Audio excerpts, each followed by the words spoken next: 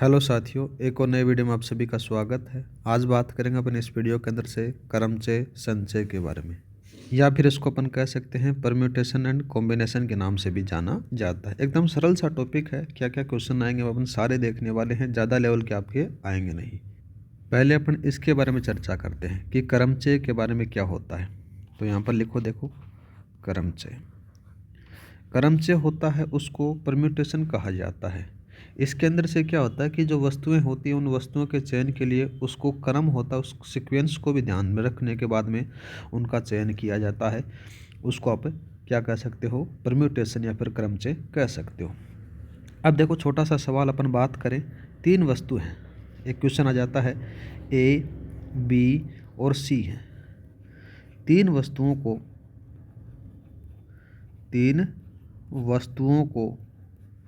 दो वस्तुओं को कर्मों के साथ में रखना है। दो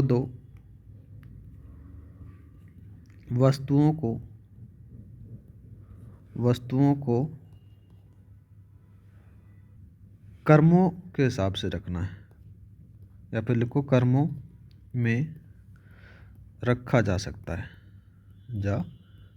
है। ऐसा सवाल आता है तो उसके लिए आप क्या करोगे गाइज, ज़्यादा कोई कॉन्सेप्ट लगाना नहीं है। 3 वस्तुएं हैं, ठीक है, 3 आ गई, और इनको कितनी वस्तुएं साथ साथ में लेनी है, दो वस्तुएं साथ लेनी है। मल्टीप्लाई कर दो, 6 जोड़े बनेंगे। कितने बनेंगे? 6 पेयर बनेंगे। कैसे बनेंगे उसी के बारे में बात करें। देखो, पहले अपन ए के साथ करते हैं। एक तो ए बी हो गया, दूसरा जाता है बी ए हो गया, 2 पेयर हो गए। तीसरा जाता है ए सी आ गया, और ये दूसरा जाता है सी ए। चौथा बात करते हैं, एक और आ जाता है बी सी, और एक और आ जाता है सी ए। सॉरी, इसमें थोड़ा सा चेंज करना, सी ए तो पहले ही आ चुका है तो यहाँ पर आएगा सी बी। एक चीज़ नोटिस किया आपने, क्या नोटिस किया कि हर नंबर है वो 3 बार आ रहा है। जैसे एक ए आ गया, दूसरा ए आ गया, तीसरा ये आ गया, ठीक है। वैसे ही बात करते हैं अपन, देखो इधर एक और आ जाता है यहाँ पर। मतलब कि हर नंबर कितने बार रिपीटेशन हुआ है? 4 बार हुआ है। सॉरी, 3 बार नहीं हुआ, 4 बार हुआ है। ऐसे ही बी के बारे में बात करें, बी एक ये, एक ये, एक ये, एक ये। सी के बारे में बात करें तो सी एक ये, एक ये, एक ये और एक ये। मतलब कि जो तीनों वस्तुएं हैं वो 4 बार रिपीटेशन आपको देखने को मिला है।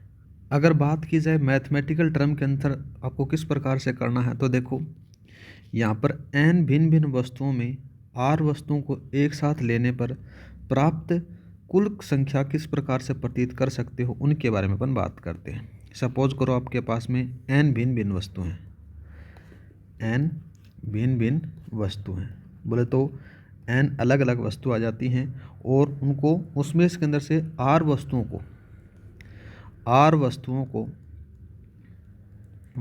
को एक साथ लेने पर प्राप्त जो संख्या होगी वो किस प्रकार से आएगी, तो इसको अपन बता सकते हैं एन पी आर के हिसाब से बता सकते हैं, ठीक है। या फिर इस प्रकार से कह सकते हो, यहाँ पर किस प्रकार से एन आर के हिसाब से भी प्रदर्शित कर सकते हो।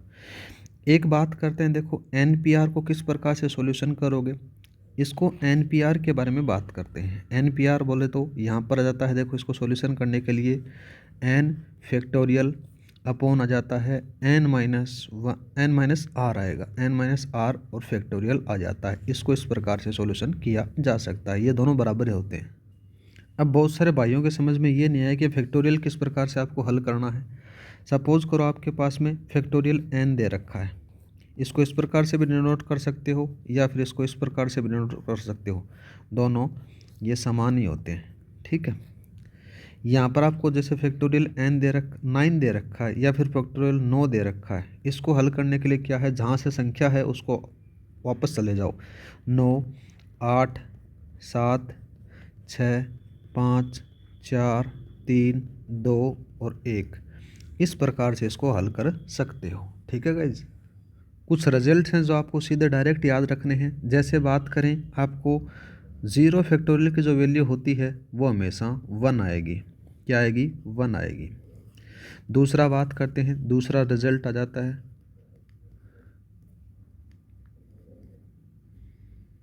उस रिजल्ट के बारे में अपन बात करें दूसरा रिजल्ट आपके पास में आया, देखो NP0, इसकी वैल्यू 1 होती है। किस प्रकार से 1 होती है, प्रूफ करके बताऊं क्या? तो देखो प्रूफ अपन करते हैं। NP0 इजिकल टू, आपको पता है कि फैक्टोरियल n इस प्रकार से लिखा जाता है, यहाँ पर n-0 और ये फैक्टोरियल आ जाता है। n के अंदर से आप 0 निकालोगे तो फैक्टोरियल n ऊपर रहेगा और नीचे ही फैक्टोरियल ये रहेगा, ये दोनों कट जाएंगे तो आपके पास में आंसर आएगा 1 आएगा। ठीक है, इस प्रकार से इसका ये प्रूफ आपको देखने को मिल जाता है। जब अपन एक दो सवाल करेंगे तो आपको सारा का सारा कॉन्सेप्ट क्लियर हो जाएगा। एक दो रिजल्ट हो गए, तीसरा रिजल्ट और आपको याद रखना है। देखो NPN अगर बताया गया है तो इसकी वैल्यू फैक्टोरियल n होती है। इसका भी प्रूफ दें क्या? तो देखो अपन लिख सकते हैं NPN इजिकल टू, आपको फैक्टोरियल n ये लिखना तो आता ही है, यहाँ पर साथ ही n-n और यहाँ पर ये हो जाता है। ठीक है, नीचे वाले के अंदर से ये चला जाएगा तो चले जाने के बाद में क्या बचेगा, यहाँ पर फैक्टोरियल n बचेगा और ये फैक्टोरियल 0 बचेगा। और फैक्टोरियल 0 की जो वैल्यू बताई थी मैंने, क्या बताई थी, 1 बताई थी। अभी ऊपर बताई थी ना, वो 1 आ जाती है। देखो ये बताई थी फैक्टोरियल 0 की वैल्यू 1 होती है, तो आपके पास में NPN की जो रिजल्ट आएगा वो आएगा फैक्टोरियल n। ठीक है गाइज, दूसरा बात करते हैं। अगर आपके पास में ये रिजल्ट दे दिया जाए, देखो NPR, ऐसी कंडीशन आ जाती है।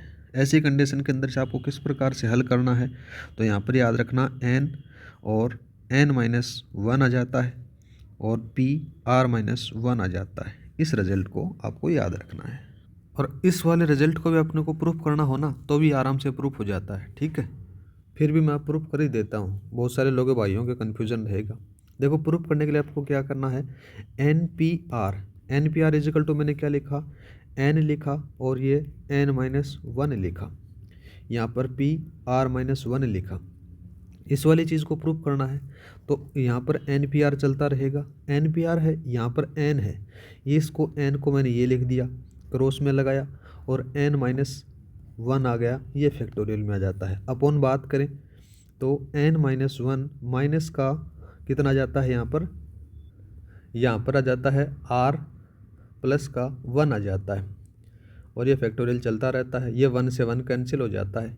ठीक है, बाद में रिजल्ट आपके पास में जो निकल कर आएगा वो फैक्टोरियल n बचेगा ऊपर और नीचे बचेगा n-r और ये फैक्टोरियल बचेगा।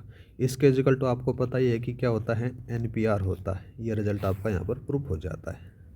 कुछ रिजल्ट हैं जो आपको डायरेक्ट याद करने हैं, जिससे आपका जो सवाल करने में आसानी रहेगी। सपोज करो, देखो वो कौन कौन से रिजल्ट हैं। पहला जो रिजल्ट आता है उसी के बारे में अपन बात करते हैं। कुल वस्तुएं कितनी हैं, n आ जाती है, टोटल आइटम्स n है। इसके अंदर से क्या होता है कि एक बार ली गई वस्तुएं क्या है, r आ जाती है। एक बार ली गई वस्तुएं, या फिर बोल सकते हो item taken at a time, उनकी आ जाती है r। तो इसके लिए आपको कर्मचारियों की संख्या अगर ज्ञात करनी हो तो कौन सा फॉर्मूला लगाओगे, NPR वाला लगाओगे। ठीक है, और इसका सॉल्यूशन आपको पता ही है कि क्या होता है, फैक्टोरियल n अपॉन का हो जाता है n-r, और ये वाला फॉर्मूला आपको अप्लाई करना है। दूसरा बात करते हैं, दूसरा केस आ जाता है। वैसे ही यहाँ पर देखो दोबारा से, देखो क्या है कि कुल वस्तुएं या फिर नंबर टोटल आइटम कितने हैं, n है आपके पास में। ठीक है, और इसके अंदर से क्या होता है कि एक बार में ली गई जो वस्तुएं हैं वो कितनी आ जाती हैं, टोटल की टोटल आपने ले ली n की n, तो इसके जो रिजल्ट जो आएगा वो NPN आएगा, और NPN की जो वैल्यू होती है वो फैक्टोरियल इस प्रकार से आप निकाल सकते हो। तीसरा बात करते हैं, तीसरा जाता है कि जो वस्तुएं हैं, टोटल आइटम हैं, वो n आपके पास में दे रखे हैं, और इसके अंदर से एक बार में ली गई जो वस्तुएं हैं, जैसे P प्रकार की ले ली, P एक प्रकार की। ठीक है, इसी के साथ में दूसरा Q एक प्रकार की, Q एक प्रकार की आ जाती है, और साथ में ही R एक प्रकार की, R एक प्रकार की वस्तुएं ले ली जाती हैं, और शेष भिन्न भिन्न उनको ले लिया जाता है। तो इसका जब सॉल्यूशन करोगे तो क्या आएगा आपका, फैक्टोरियल n अपॉन factorial P multiply factorial Q multiply factorial R आ जाता है। इसको इस प्रकार से आप हल कर सकते हो। फोर्थ वाला कंडीशन बात करते हैं अपन। देखो टोटल नंबर कितना सकते हैं, टोटल आइटम n आ जाती है। एक और देखो अपने क्या ले लिया, r नंबर ले लिया। इसके अंदर से क्या होता है, जिसमें से प्रत्येक वस्तु की कितनी बार भी पुनरावृत्ति हो सकती है। इसके रिजल्ट आएगा NR। मेरे को पता है कि आपको ये बोरिंग सब्जेक्ट लग रहा होगा या बोरिंग टॉपिक लग रहा होगा, पर बोरिंग नहीं है गाइस, 1 नंबर जरूर आएगा आपके लिए। दूसरा बात करते हैं, फोर्थ रिजल्ट आता है, टोटल आइटम है N और इसके अंदर से R है, जबकि कोई भी वस्तु अवश्य ली जाए, मतलब कि R तो आपको लेनी ही होती है, जब कि कोई विशेष वस्तु अवश्य ली जाए। इसके लिए आपको रिजल्ट निकालना है क्या, R के साथ में मल्टीप्लाई n-1 आ जाता है P और R-1 आपको बताना है। इस प्रकार से इनको आपको अप्लाई करना है। ये कुछ फॉर्मूले हैं जो आपको याद रखने हैं। एक और बात करते हैं, अगर देखो वर्तीय कंडीशन आ जाती है सर्किल के आधार पर, सर्कुलर परम्यूटेशन अगर आपसे ज्ञात करना हो तो उसके लिए फॉर्मूले कौन कौन से होते हैं। तो देखो वर्तीय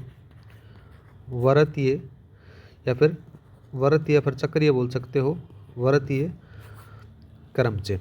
इसके लिए पहला केस आता है। इस केस के बारे में बात करें तो देखो क्या होता है, जब क्लॉकवाइज क्या हो जाता है, पहले क्लॉकवाइज वाली कंडीशन आ जाती है।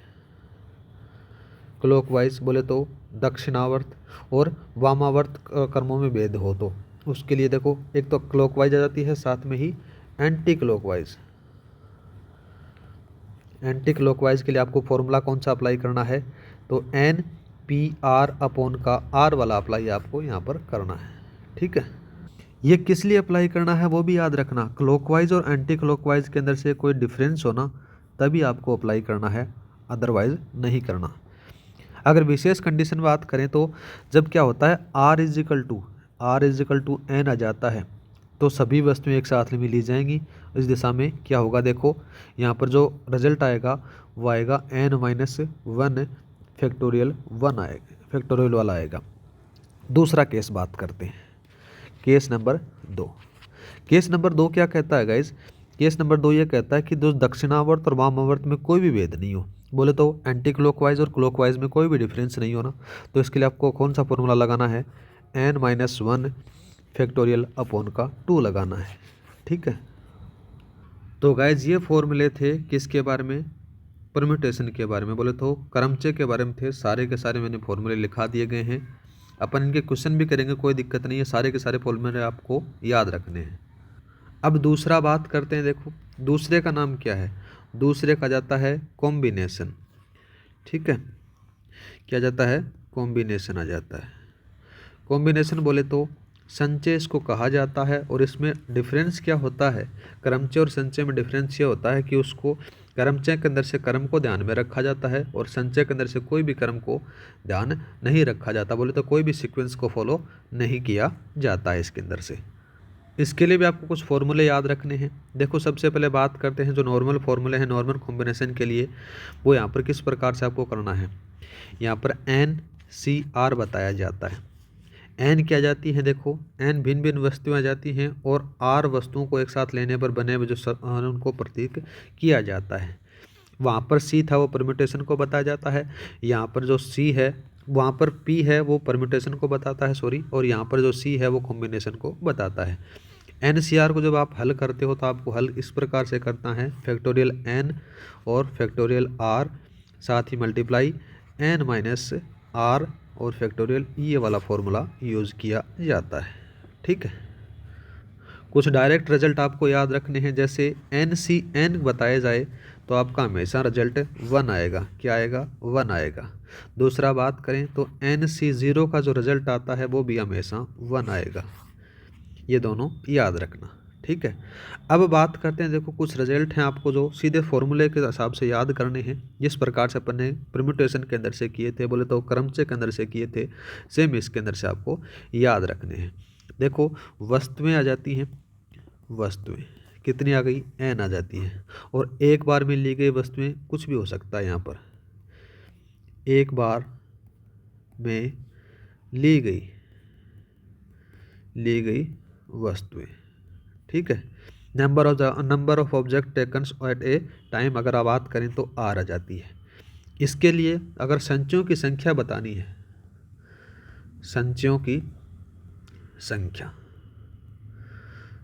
की जो संख्या आएगी वो किस प्रकार से आएगी, NCR बताना है। NCR का आपको फॉर्मूला पता है, फैक्टोरियल n आ जाता है, साथ ही फैक्टोरियल r आ जाता है, n-1 n-r आएगा, n-r फैक्टोरियल, इस प्रकार से बताना है। अगर बात करें n वस्तुएं हैं और n के n वस्तुएं एक साथ ले ली जाती हैं तो उसका रिजल्ट NCN आएगा। NCN का रिजल्ट हमेशा 1 आता है। तीसरा रिजल्ट बात करते हैं, तीसरा कौन सा जाता है, यहाँ पर n वस्तुएं ले ली जाती हैं और एक बार में ली गई वस्तुएं जाती हैं R,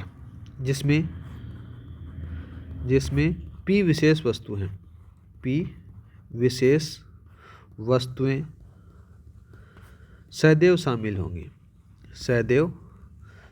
होंगी, या फिर लिख सकते हो सम्मिलित की जाती हैं, सम्मिलित होती हैं। इसके लिए रिजल्ट आपको क्या बताना है, इसके लिए रिजल्ट बताना है n- का p और साथ में ही CR- का p, आपको ये फॉर्मूला यूज में करना है, ठीक है। नेक्स्ट बात करते हैं, इसी के साथ में एक रिजल्ट और आता है। दूसरा रिजल्ट ये आता है कि n वस्तुएं आपको है और इसके अंदर से r वस्तुएं हैं, और r वस्तुएं आपको लेनी है और जिसमें p विशेष वस्तुएं जो हमेशा छोड़ देनी है, p विशेष वस्तु सदैव छोड़ देनी है, सदैव क्या करनी है, छोड़ देनी है। इसके लिए आपको रिजल्ट कौन सा लगाना है, n- का p c वाला फॉर्मूला यूज करना है। एक और बात करते हैं, अगर n है और n के साथ में कुल सभी या फिर जितनी भी हैं वो सारी अगर ले ली जाती हैं, सभी वस्तुएं ले ली जाती हैं, तो इसके लिए रिजल्ट आएगा 2n- का 1 वाला फॉर्मूला यूज़ किया जाएगा। एक दो रिजल्ट और हैं, उनके बारे में और याद रख लो। देखो पहला जो रिजल्ट आ जाता है कि P plus Q plus R वस्तुएं हैं, इन वस्तुओं के अंदर से P, Q और R वस्तुएं हैं, तीनों समूह में विभाजित की जाती हैं। तो किस प्रकार से करोगे, यहाँ पर P plus Q plus R और फैक्टोरियल आ जाता है, और साथ में P factorial multiply Q factorial multiply R factorial आ जाता है। इस प्रकार से आप रिजल्ट कर सकते हो। दूसरा बात करते हैं, तो वस्तुओं का समान विभाजन अगर करना है तो 3P वस्तुओं में P वस्तुओं को 3 विभिन्न में बांटना है, तो किस प्रकार से करोगे, 3P फैक्टोरियल आ जाता है, ठीक है, और P फैक्टोरियल आ जाता है और ये 3 आ जाता है। इस प्रकार से आप हल कर सकते हो। तो गाइज आज के लिए इस वीडियो में इतना ही, मिलते हैं नेक्स्ट वीडियो में, जिसमें से अपन इतनी क्रमचय संचय या फिर परम्यूटेशन कॉम्बिनेशन के जितने भी क्वेश्चन बनेंगे आपके एग्जाम ओरिएंटेड, उनके बारे में चर्चा करेंगे। क्लास की PDF फाइल आपको टेलीग्राम पर मिल जाएगी, टेलीग्राम का लिंक डिस्क्रिप्शन में दे रखा है, वहाँ पर जाकर आप डाउनलोड कर सकते हो। जय हिंद, जय भारत।